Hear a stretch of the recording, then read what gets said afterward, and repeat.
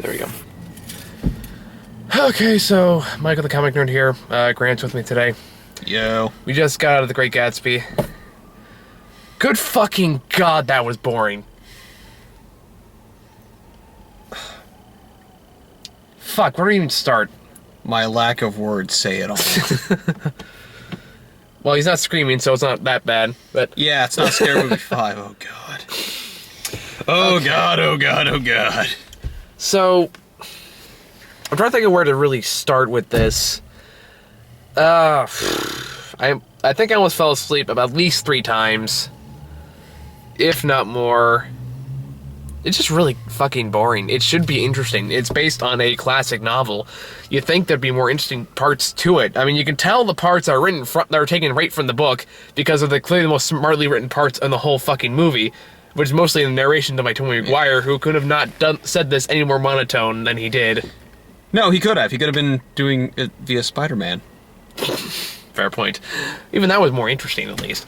Either way, he kind of had... Tobey Maguire kind of just like trying to go for this like Morgan Freeman kind of thing. No, here's the thing that bugged me at first. It's like, when he first started talking, it's like, oh, look, I'm old man Tobey Maguire. Oh, no, I'm still 32. I was like... See, you can't, like, I lean over to you, it's like, is Tobey Maguire trying to sound like the Mandarin? Because he sounds like, almost exactly like Ben Kingsley from Iron Man 3. Well, not exactly, but in a very similar tone. He might have still need to watch that, so I can't judge. Yeah, well... All I know is that, like I said, he sounded like he was trying to be an old man voice, and it turns out, no, he's just... Well, it lacks passion and drive, and therefore, pretty much anything it has to say is pretty uninteresting. Yeah. Even though the dialogue itself is some fascinating ideas. Yeah. So it's like, it should be interesting, but it's not, and that's basically the way the whole movie is. It should be interesting. These should be compelling characters. It should be an interesting story. But it's not, and they just, the guy directed this finds a way, I forget his name, to like... The guy directing Moulin Rouge, basically finds a way to make this material, what should be a fascinating material, so incredibly boring that you don't care. Yeah. And that's pretty much the biggest flaw with the movie. I mean, I'm sure people have different opinions by Great Gatsby. I haven't read it myself. I want to read it now, if only just see how much they butchered this. I've never read it.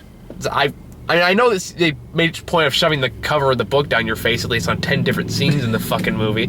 Like, you get this? This is a reference to the original novel. Is that clear enough for you? It's like, not only do we have the glasses thing, but we're gonna rename the book at the end of the movie. No, they cut the title, didn't they? No, it's still called The Great Gatsby. That's what I mean. It's just like, there it is, the title. Oh, yeah. Well, the movie kind of pulled, I don't know if this is the way it is in the book or not, because, again, I haven't read it, but it kind of does, like, what they did in Lord of the Rings or The Hobbit. Wait, if you haven't read it, how do you know stuff they pulled directly out of the book? Because it was smarter than anything else that was in the script.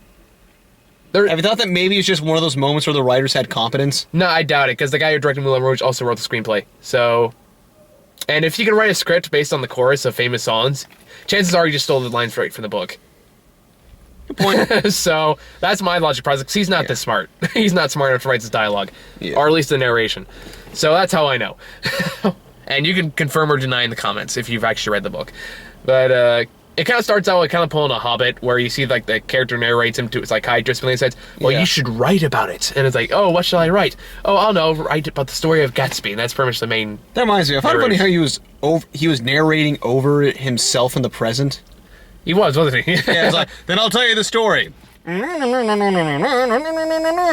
it's just like, wait, you're right there, you're telling the story, why isn't your mouth moving, damn it? I know it's not important, but it's annoying as hell. It's like, I will give it credit. A few of the not all the acting's great. Like, it all felt over the top, but not in the... Like, Tobey Maguire is really stiff in this movie. When's he not? Fair enough. Well, it's like, I liked him in Spider-Man 2. He's good in Spider-Man 2. But everyone's like, this one more than any of those movies I've seen him in. He just feels very stiff, very uncomfortable. Like, there was never a part where I felt like he was comfortable in the role he was given. Yeah. He just always feels like okay, I'm here, I'm bringing the script, I'm not feeling it, kind of thing. Yeah. And again, that's kind of his style. I'm not gonna say he's a terrible actor, because again, I liked him in Spider-Man series. Yeah.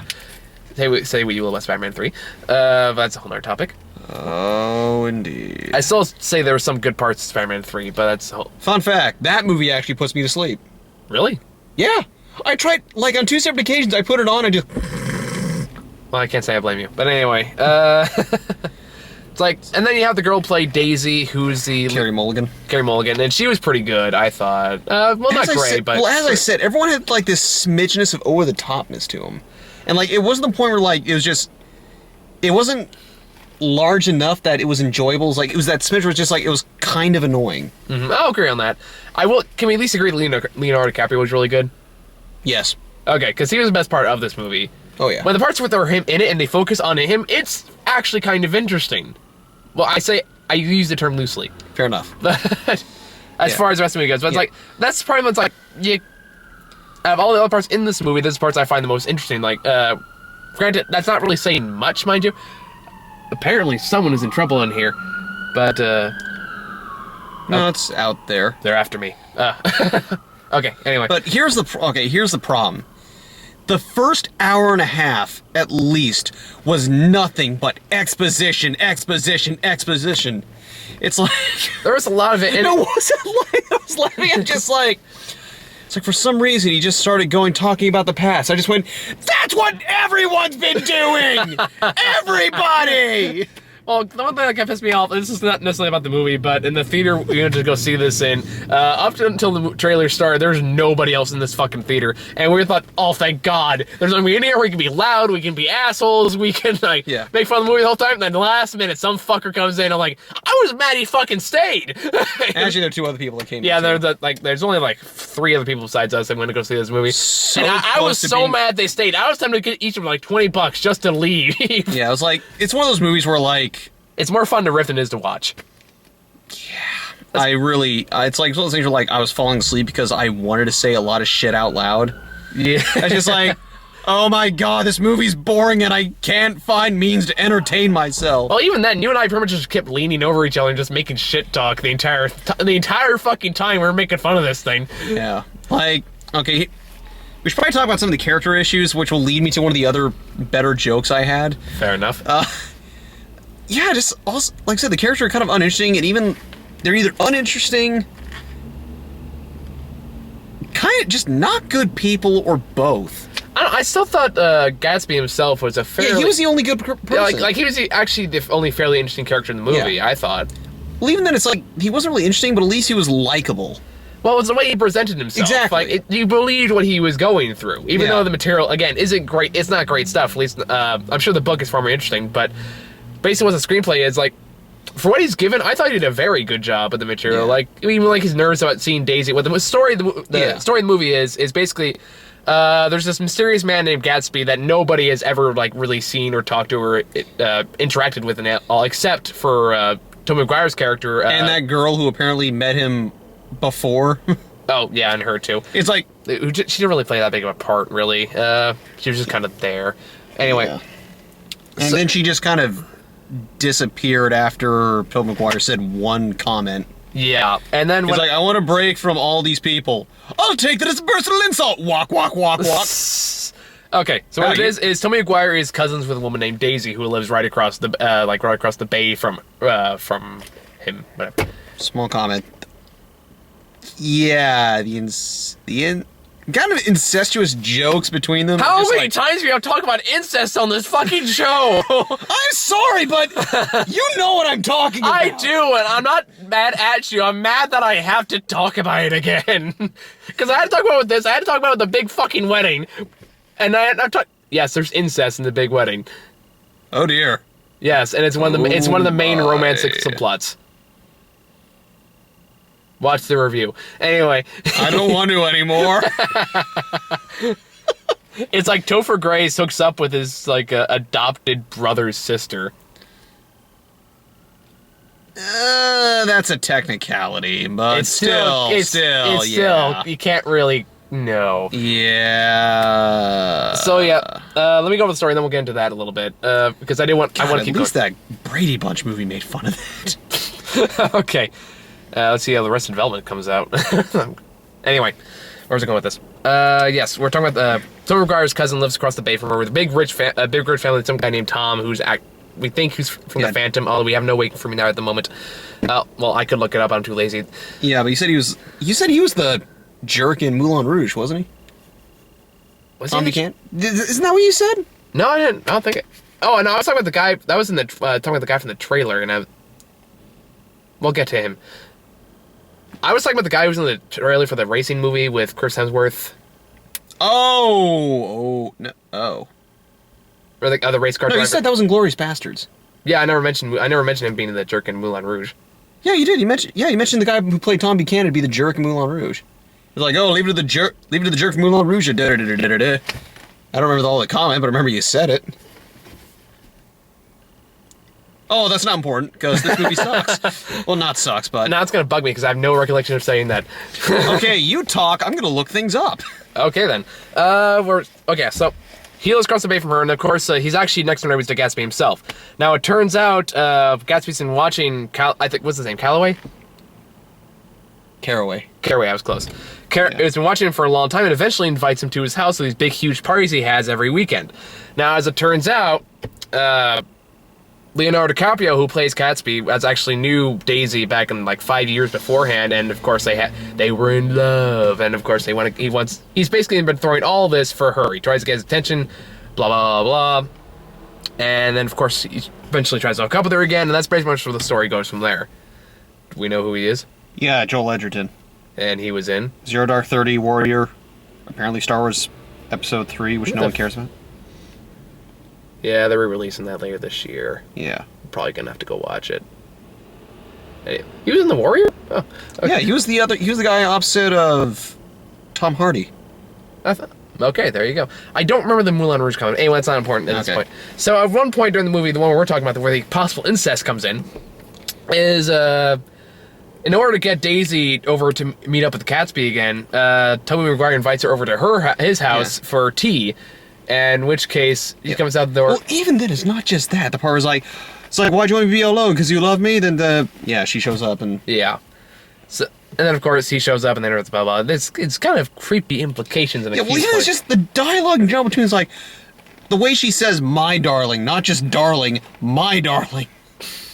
And the way that he was kind of looking at her when we were first introduced to her in a strange introduction... I'm trying to remember what that was. I think I kind of turned it in and out. It's like, Tom and Nick, they're like, he's like holding on to him, pushing him into a room. Yeah, this doesn't sound right, I know.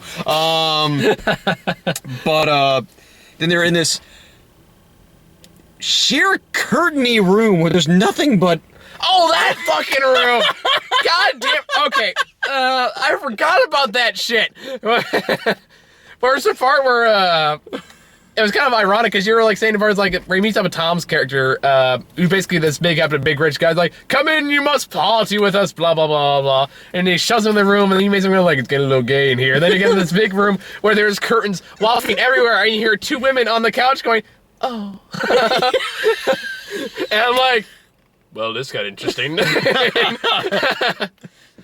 Oh crap! I like this table. Anyway, yeah, and it was weird. That's the problem. This is a lot of problem with the director. A lot of people point this out. We might as well do the same. Yeah. Which is like it's style over substance. It's like it tries to be artistic. It tries to be art by doing these big flowery set pieces and all these where everything seems to move in unison. And it's just a lot of distracting little annoyances, like the constant lens flare, the constant zoom in transition shots, just all the.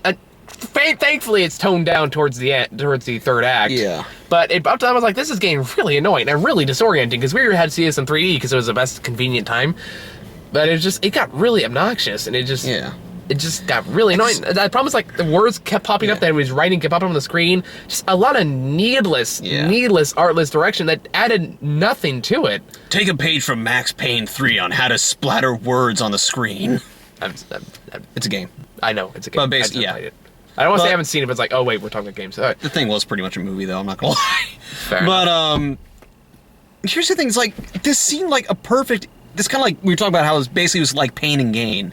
Like it was the perfect example to have like this. They're so similar. Both are about a ruined American dream in which people try to attain something they can't. Themed around excess. Okay. Kind of very loosely timed together, but it kind of works, except one's directed by Michael Bay, and the other one's directed by that douche who made Moulin Rouge. Oh, and they're both done by people who prefer style over substance. At least you get boobs in Michael Bay. Yeah. So at least we got that going for us. Not in this fucking thing. That being said, though, I keep sounding like a pig in this show. I will say this though: the women look freaking gorgeous. Oh yeah, absolutely. It's like I don't know what it is lately. Just like that, been more appreciative of that style lately. Just like that's just fine. It's like I mean, but I mean, back to the point though. It's just like this. Like I said, like Pain and Gain though, this is a movie that's focused extremely on stylistic excess, where like it should have worked in its favor, but it didn't. It just distracted. Well, it's like that's the thing about this. This is kind of how I feel this movie. It's kind of frustrating in a lot of the ways. I thought like the Disney Christmas Carol was very frustrating. The animated one with Tim Carrey is the fact that it should be much more interesting than it is, and that's because they veered off from the story to focus on Flash. I mean, that's really what it comes down to. That's a big problem with the Disney's Christmas Carol. It's the same problem here. It's the fact that there's too much Flash and not enough focus on the actual story. And even then, it's like a lot of the focus on this story is it's basically them looking longingly at each other for like a solid 20 minutes. If you cut those scenes, all the scenes out where they just look like this, for like 5 solid minutes, you can shave off 20 minutes of this movie. Here's the thing: this was a nearly 2.5 hour long movie. It felt a lot longer. I mean, we were bored to tears. I remember there was a point where you kept like going like, and then I was like, oh, quick, you're pitching, and then I look over, it's like. That being said, how much longer do we have? At least an hour? Fuck. It's like, no! So we thought it was 2 hours already! It was just one! No! So I called myself out my own hypocrisy a little bit. Yeah. But it's like, we just got so bored in a story that should be interesting. This should be fascinating. There are fascinating elements to this. There are such great ideas within the diet, like the narration stuff I get. But none of it is fully developed. I was kind of saying, it's almost ironic how, like, disconnected everything is. Like, that seems like the central theme here, just like how the idea of the American dream is at such a disconnect with, like, happiness. And, like, everything's just, like, the style, the music choices, which, for the most part, were annoying as hell. It's like, okay, back to Moulin Rouge. At least, sure, they used licensed tracks, but, I mean, they used licensed songs, but... They adapted it to make it fit. This one just pulls a random Jay-Z on out of its ass for no reason, because fuck it, why not? Pretty much. It's like I know what the point was. Like they're trying to emphasize the whole, it's like, oh, the excessive lifestyle in terms of partying and waste and wealth, but it's like fucking song from the 1920s. Can we please just get one? Just one. There's like one that was kind of remixed away like it fit, but that was the only one that worked. And there's this kind of a nitpicky thing, but I got really annoyed by the the guy who's playing on the piano is like Beethoven's ancestor or something. Some douchebag in a pink scarf. Again, he only appeared in 2 scenes, but I was like, oh, are you fucking kidding me with this? Because again, it's style over substance. There's no attempt to make anything more than what should be great source material. Yeah, the time that I'd say the movie was at its strongest was like, near the third act. The third act specifically one scene, which I thought was actually really well done. It's the part where, like, Gatsby's trying to convince Daisy to tell Tom, oh, tell him you're gonna leave him when we're gonna be happy together. Then Tom's doing, is like the whole, she never loved you. Then Tom's like, but, not her, not here. I was like, now see, that is where exposition is useful. They actually used it organically to make an interesting argument. Yeah, I agree. And it was like they were going back and forth where like each one used really good ways to kind of like get back at each other. Just like, oh my god, an interesting conversation! And it escalates at a pretty good pace. Yeah. And when it explodes at the end, it is shocking to a certain extent. I was a little underwhelmed. I was like, wait, really? I know it's a cultural thing, seeing someone just kind of like blow up in your face, but just like, really? That's it? Him shouting shut up a few times? Yeah. I have expected him to like beat the living crap, Yeah. I thought he was gonna stab him! Because I knew someone dies, I knew like Day's supposed to help him, kind of cover it up. So like, oh, is this the part where no, he just got mad. That's it. And then that scares her away, which is kind of stupid, admittedly. Yeah. Which leads to everyone's like, oh my word! And then there's some joke you made that we couldn't stop laughing at. Was 2/3 of the way through the movie is right at the part where he goes, ask Tommy McGuire for the request. Okay.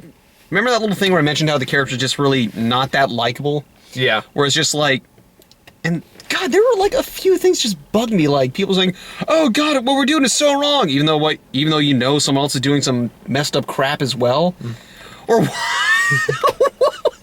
That's what I'm talking about, though. There's No, the part where... the first one was just like, Tobey Maguire's talking to himself. And he goes, should I help someone cheat? I'm like, what, It's like, should I convince her to go with Gatsby, even though a married woman? It's like, even though married to a cheating asshole. Yeah, it's like, oh, really? What's the moral quandary about of having her go with a possibly better guy while her husband's been cheating on her? Very clearly, and not exactly very subtly. Clearly, everybody fucking knows. And we're supposed to feel kind of bad for him, I think, towards the third act, which I thought was like, really? You expect me to give a shit about this fucker? Yeah, it's like, oh man, I feel so sad about this woman he cheated with. Yeah. This underdeveloped woman that we know nothing about except that she's the wife of a mechanic. Yeah, that's, so to be clarify a little bit, Tom is cheating on his wife with this mechanic's wife, whatever the hell her name is. Yeah. Some hot redhead chick. But anyway. Oh, here's the other joke I remember I had where it's talking about, no, we can't have this affair. It's like, we can't run away. It's not decent. It's not decent. I was just like, and cheating is like, and having this affair with a woman in the same party that the husband's at is? What's wrong with you people? Like we made all kinds of jokes in the movie. Like the fact we made countless Spider-Man jokes, or at least I did, in the course of the movie. I think there's a part I should have made this joke when they drove over the Queensboro Bridge. Like, then there's the Green Goblin. It's like there was more to make fun of than there was actually interesting about it. That's kind of the unfortunate part about it. It's like, again, it's just very sloppy. Well, it's like there are some great ideas of this. Like, I like the idea of Gatsby being kind of like the hope, like kind of the hopeless, like hopeful hopelessness of it. What was the other remark I made? The thing that he had this gift of being so hopeful about everything. Oh yeah. Yeah, I believe that's called denial. Yeah. It's like, problem was like, I like that idea, and I think again, Leonardo DiCaprio encapsulated it well. It just wasn't developed well enough. It wasn't explored. And that's like something like that. You should explore, because that's interesting. That's an interesting character trait. Explore that. Don't immediately try to distract me with some other nonsense. Like, that's what the movie is. Like, there's parts where like it's snowing, but the snowings are really letters and they form words that Tobey Maguire is saying. It's like, you don't fucking need that. Again, it comes back to what I said about Christmas Carol way back when. It's like, you don't need this. It's a simple story. Just tell the story. Yeah, it's like, I'm okay with them doing that while they're trying to get things done, but it's just... Yeah, there was so much they could have cut out. They could have easily cut out like a good 40, 50 minutes. Yeah, absolutely. But I'm all for good adaptations, but it's like, I'm... Much more than anything else, I'm much more of a character story guy. Like, I believe you get those two wrong, no matter how shitty your cinematography is, you're gonna have a good movie. It's like, that's kind of the way I look at it. It's like, these have the potential to be great, interesting characters. This has the potential to be a great, interesting story, but not in the way it's being told here. And that's what makes this movie boring and incredibly frustrating at the same time. Because, like, this can and should be a great movie at some point. I'm pretty sure that we also just summed up how this review was. Yeah. Oh, we got on tangents. That's what we do, man. At least you have more to say than the Pain and Gain review. Yeah. So it's like, no, it's like this. Well, it's like this. Damn it, you made me lose my focus. But I think we made our point. It's just, overlong, overstuffed, focuses on all the wrong things. So I wanted to like this movie. I did. Because, again, there were some ideas in that I really liked. I thought they were really interesting. They're very observational, I guess is the right word. But it's like, again, but just the style of the movie does not support the narrative. And no, that's really, logically it should have, but my God, they messed it up so terribly. Yeah, so read the book, I guess, is what we're trying to say here, because it's probably a lot more interesting. I'm going to read the book now, because I want to see what it really is, because I like some of the ideas here. Yeah. Like I said, this has the potential to be this could be a great movie if done the right way, apparently. Except for maybe one exception, no one apparently has been able to do that. Because they keep giving it these fuckers who don't know what the hell they're doing. Yeah. And wouldn't know a good story if it came and been in the face. Yeah. Anyway, we had our... I think we had our 200 cents. So let's talk about trailers, I guess. We had some odd ones in this one. The first one we got actually didn't look that bad. It was actually much more of an indie film. Was Before Midnight. No, first one we got was... No, the fucking Lexus commercial. No, I was going to say it was actually a movie. You said you saw the Lone Ranger. No, we got Before Midnight was before that. It's not important. I mean, we've already talked about Lone Ranger, so... No, we forgot about Lone Ranger. We talked about that like 3 other times. The one we got actually kind of interesting was again, Before Midnight. It was a very indie kind of film. Who is apparently a Sundance film? Yeah. Have you heard of this before? No, I mean, I know the director. I mean, it's Richard Linklater. He's done a crap ton of stuff, but I never heard of this.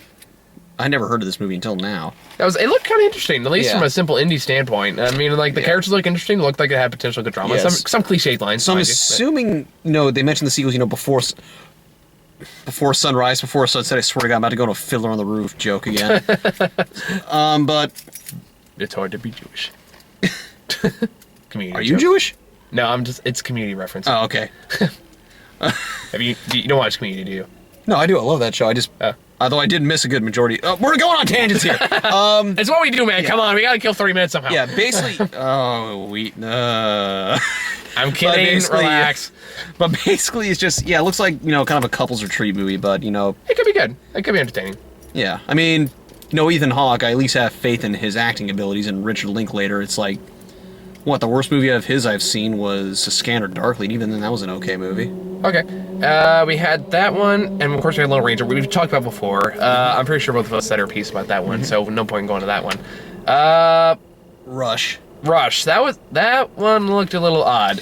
Rush is this apparently old school race movie starring Chris Hemsworth and that douchebag from Inglourious Bastards. Who was he in that one? Remember he was the guy he was the German sniper who was trying to court the... Right. But they both played like race car drivers who like... Yeah, instead of Chariots of Fire, it's Racers of Fire, quite literally for one of them.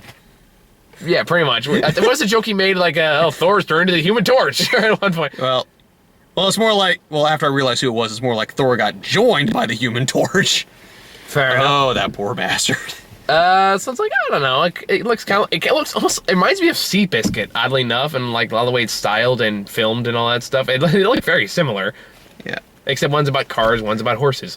Wait, were they both directed by Ron Howard? Were they?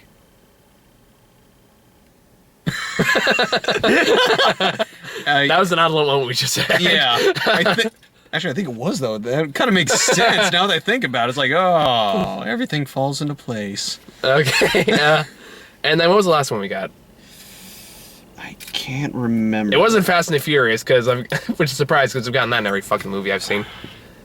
Was it another indie movie, or was it kind of a... Was it a bigger movie? I can't remember. This happens every fucking time. Yeah. And unfortunately, I remembered what the hell movie from our last review was. Oh, yeah, Hanover 3. Should we talk about that? No. All right. we don't need to say anything about that. Well, yeah, I know there was a fourth one. There's always a fourth one, but we can never fucking remember. This happens every goddamn time we do one of these. Fuck it. Yeah. So, final thoughts? Oh, just very slow plotting, filled with exposition, and nothing but for like a good 2/3 of the movie. Mm-hmm. And considering this is nearly 2.5 hours, that is a long freaking time. Because, I mean... And even then, it's just like, it was, as we mentioned, it's like clearly focused on the style of a substance, which isn't always a bad thing, but when it's at such a huge disconnect from the plot where, like, it would actually support it, that just makes it more frustrating. Mm-hmm. Frustrating is a good word to describe this movie in a lot of ways, because like I've said before numerous times, is the fact that this can and should be interesting, but it's not. It's really boring. That's because the style doesn't match the dialogue, doesn't match the narrative, doesn't match the characters. Nothing in here really matches with each other in the way that it should. And it's like this, and in the right hands, this could be amazing, but it's not, because you gave it to the guy who directed fucking Moulin Rouge, who doesn't know shit about subtlety or anything really. So it's like, I wanted to like this movie. I wanted to find this movie interesting. I really did, but I just couldn't based on the way it was presented to me. That's really what it comes down to for me. Yeah. So on that note, this is probably the most review with a point we've done up to this point. Basically because it wasn't as terrible as, say, Scary Movie 5. But yeah, I think that's all we have to say about the movie, so take it as you will. And we're skipping Peoples for the sake of saving our sanity, and because we got finals, and God knows I have things to do. So we'll be back later next week, not this weekend, again, because of finals, with Star Trek 2. That's a big one. And then I think we got Epic around the same time. So I'm going to drag Elisa to that one as penance for skipping us on the big wedding. I should take it back. We're going to do one. I'm going to make her do one more after that because big wedding was that bad. So I think that's it. So we'll see you all later next week and talk to you later. See ya.